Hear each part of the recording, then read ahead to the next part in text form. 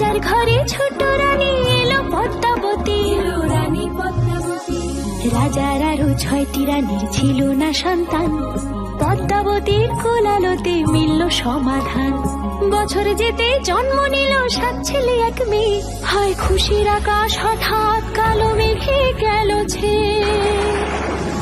হিংসেতে যায় জ্বলে পুড়ে বাকি 6টি রানী, যুক্তি করে ঘটায় ওরা 7 কুমারের হানি।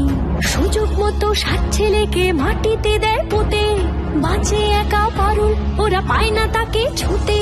ধাইমা বাজায় সেই মেয়েকে বড় করে তোলে, 7 ভাইকে পায় যে পারুল 7টে চাপা ফুলে। এত কিছুর পরেও রাজার বিপদ যে কাটে না, সূর্য নগরে সুখের সূর্য আর ওঠে না। হিংসা বিবাদ বিচ্ছেদ আর প্রেমের কাহিনীতে পারুল বোন কি পারবে 7 ভাই চম্পাকে জাগাতে।